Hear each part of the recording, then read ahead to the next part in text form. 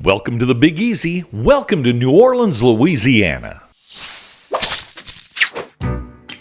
New Orleans, Louisiana is a thriving city located in the southern part of the United States. While it's a modern city, it's also a city of history and rich tradition. It's the birthplace of jazz, and the heart of New Orleans lies in the beautiful French Quarter.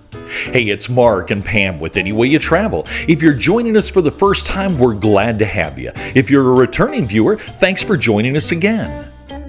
New Orleans was founded in 1718 by French settlers, and it quickly became a vibrant port city due to its strategic location near the Mississippi River.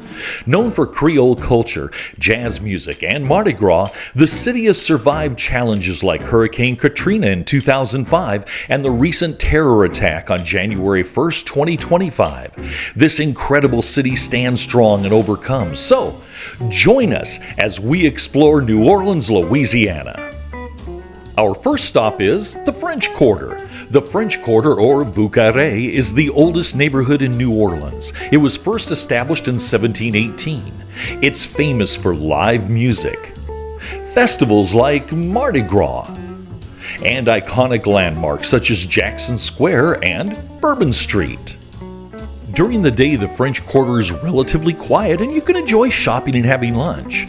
But at night, the city and French Quarter come alive with music and people having a great time. The French Quarter is known for its jazz bars and lively bands playing right out on the street. The French Quarter is also known for beautiful historic buildings with wrought iron balconies, colorful facades, and charming courtyards. You can also ride an old-fashioned paddle steamer. There's all kinds of museums and so much more. Next is Jackson Square. Jackson Square, located in the French Quarter, is a historic park named after Andrew Jackson, our 7th president and the hero of the Battle of New Orleans. Originally designed in 1721, it served as a military parade ground during the French colonial times. In 1815, it was renamed in honor of Jackson after his victory against the British in the War of 1812. Surrounding the square are significant landmarks such as St. Louis Cathedral, the Cabildo, which is a former city hall, and the Louisiana State Museum. Jackson Square has long been a hub of cultural activity, hosting artists, street performers, and vendors. Its blend of French and Spanish architectural influences reflects New Orleans' unique heritage, making it a centerpiece of the city's history and culture. And it's just a doggone fun place to hang out and get a real flavor of what it means to be in New Orleans. The mule's kind of camera shy, and he's my friend. There's an alleyway between the backside of St. Louis Cathedral and the front of St. Louis Cathedral called Pirates Alley. Now, Pirates Alley is more party than pirates. It wasn't named Pirates Alley until the 20th century. It runs right beside William Faulkner's old home and the Faulkner House Bookstore and St. Louis Cathedral. So let's check out the Faulkner House Bookstore. The building was originally built in 1840 and was part of a local jail. In 1925, Nobel Prize-winning author William Faulkner rented what was then a first-floor apartment where he wrote his first novel, Soldier's Pay. The bookstore specializes in Southern literature, rare editions, and of course, the works of William Faulkner. Its historical setting and carefully chosen selections make it a favorite destination for book lovers when they visit New Orleans. Our next stop is a park that celebrates New Orleans jazz and culture. Behind me is Armstrong Park. It's a 32-acre park celebrating the jazz legend Louis Armstrong. In addition, it also contains Congo Square, which is a place where in the early days of New Orleans, slaves and freed people of color would come to dance and to celebrate their heritage and history. Opened in 1971, the 32-acre park celebrates the city's rich African-American musical and cultural heritage. The park, which is ground zero for the birth of jazz, is a reminder and celebration of the city's musical greats. Armstrong Park has a lot of great places to sit and have picnics. There's beautiful lakes, and of course there's a performing arts theater also.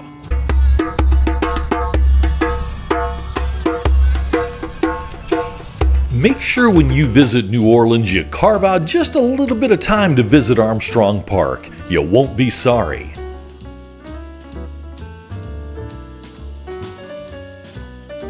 Behind me is Lafitte's Blacksmith Shop and Piano Bar and Lounge. It was built in the 1720s and it's the oldest surviving structure in the French Quarter. Now, the whole blacksmith shop thing, while it was a blacksmith shop, that business was more of a front to cover up famed pirate Jean Lafitte's smuggling enterprises.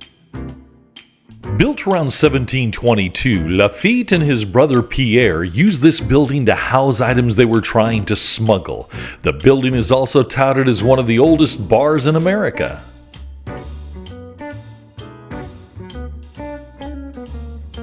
The next must-see sight is the beautiful St. Louis Cathedral. Behind me is the St. Louis Cathedral. It is the oldest active Catholic cathedral in America. It was built in 1727 and it was named after King Louis XIV of France. And this being the French Quarter, I guess you could see why that would make sense. The official name of the cathedral is the Cathedral Basilica of St. Louis, King of France. Quite the regal name. The cathedral's stunning interior features soaring vaulted ceilings with hand-painted murals and historic stained-glass windows. It stands as a testament to New Orleans' unique blend of cultures and deep historical roots. It is a must-see when you come to New Orleans.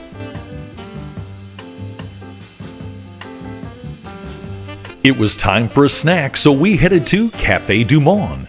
Café du Monde was established in 1862 in the French Market area. The coffee shop is famous for its beignets or French-style donuts, and of course, its chicory coffee. It was originally a simple coffee stand, but now it's a beloved institution that's open 24 hours a day, 7 days a week.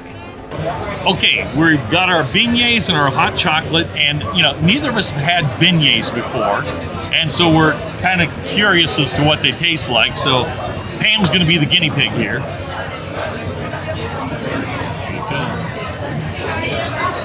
Well, what do you think? Very good. Café du Monde is a great hangout for both locals and tourists alike. Okay, one thing we're figuring out real quick. You can't eat these things without making a mess. Powdered sugar all over the place. I have to admit, this is one of the more unique stores I've ever been in. I've never seen a funeral procession pulled by a horse and skeleton.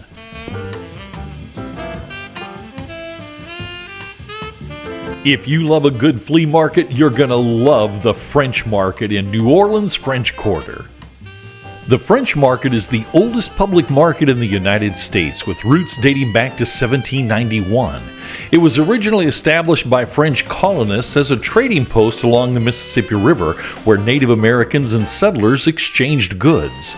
Over time, it evolved into a bustling marketplace under French, Spanish, and eventually American rule.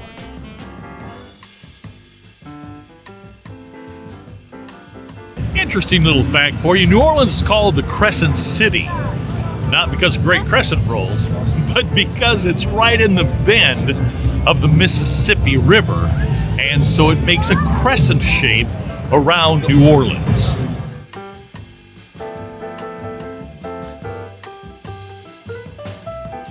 Our next stop was Canal Street. Canal Street was originally planned as a canal dividing the French Quarter and the American sector of New Orleans. Because of its wide boulevard-like design, it was considered neutral ground for cultural interaction.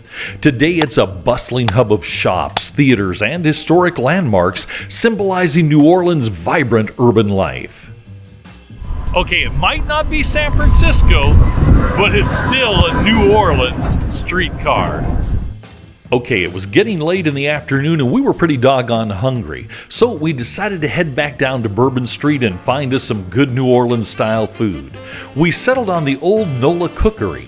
The restaurant specializes in authentic Cajun and Creole cooking, so we sat down and ordered an appetizer that we'd never tried before. You guys, gator tail, half and half here. Now this gator tail. Yeah, gator tail. It's gonna be featuring the tail. We got it fried and blackened Creole with the remoulade sauce, which I describe as basket Thousand Island. Y'all give me your.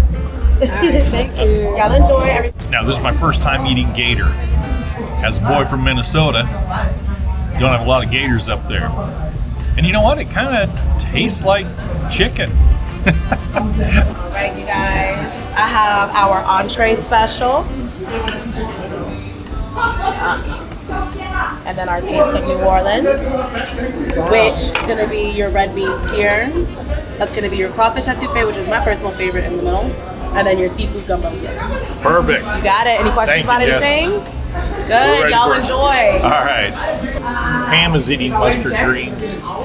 I don't know why anyone would eat mustard greens. Do you like mustard greens? She's from South Texas. I'm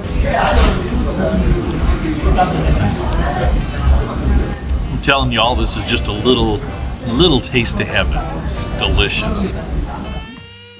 As the afternoon fades into evening, Bourbon Street takes on a whole different look.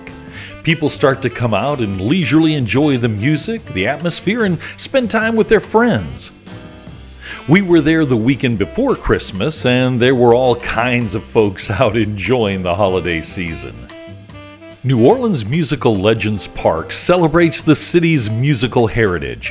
New Orleans music legends Fats Domino, trumpeter Al Hurt, and jazz clarinetist Pete Fountain are honored among many others. Jazz runs deep in the heart of New Orleans, and jazz is one of the first musical genres to originate in the United States. It had been a long day, and we were headed back to the hotel for the night. The next morning, we headed to downtown New Orleans to check out the World War II Museum. The National World War II Museum opened in 2000. It's a world-renowned institution dedicated to preserving the history of World War II. Originally, it focused on D-Day and the Higgins boats built in New Orleans. However, over the years, it's expanded to cover all aspects of the war, from the Pacific to the European theaters. The museum features immersive exhibitions of personal artifacts, interactive displays, and oral histories. The museum features immersive exhibits, personal artifacts, interactive displays, and oral histories, offering a powerful and educational experience. It's a must-see for history enthusiasts, and it's a tribute to the greatest generation. Just down the street is the Louisiana Civil War Museum. It's the oldest museum in Louisiana. The museum's collection includes Confederate uniforms, weapons, flags, personal items, and photographs from the Civil War era.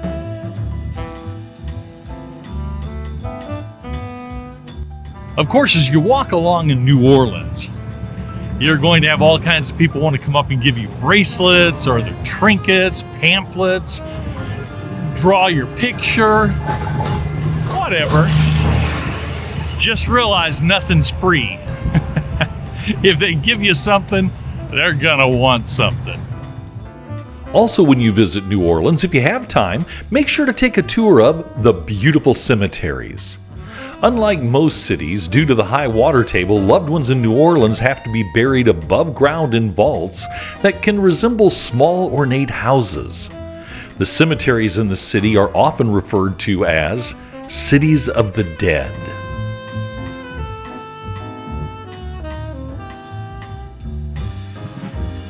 It was time to get some lunch, so we headed to Cochon Cajun Southern Cooking Restaurant. Quite a mouthful. We decided to try a couple of the house specialties. It's going to be our mac and cheese casserole. Oh my. It's going to be our rabbit and dumplings. This is our black eyed peas. Now this is what? Smoked brisket and egg potato salad. Egg potato salad and black-eyed And peas. black-eyed peas. I got me some rabbit with what they call dumplings. They look like biscuits to me. And then some macaroni and cheese. If it would have been a little warmer, we'd have eaten outside. Well, we've eaten at 2 or 3 different places now, and it's been good food. I guess it's not what our palates are quite used to, huh? The Tabasco sauce. I've had a lot of stuff that had Tabasco in it, so that's been getting used to. Yeah, I have to admit I've never tasted black-eyed peas with Tabasco sauce in it. But overall, I mean, the food was good. It had great taste to it. Oh yeah. And so it's just, I guess, getting used to a different type of cuisine. But when we come back, we will be ready. With our stomachs full, we decided to head back to the French Quarter. Now, trust me, you really don't want to be driving in the French Quarter. The streets are narrow and it's really hard to find a place to park because everything's either a loading or unloading zone and there's tons of construction. As we were exploring the French Quarter a bit more, we came across Pat O'Brien's Courtyard. Now, we'd already eaten, but we had heard this place was amazing, so we wanted to come in and, if nothing else, have a drink and check it out. And I'm telling you, it is one awesome place to hang out.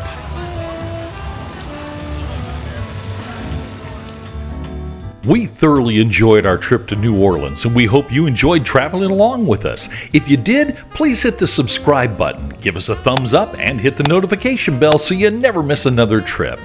Thanks for joining us, take care, and we'll see you next time. Cheers!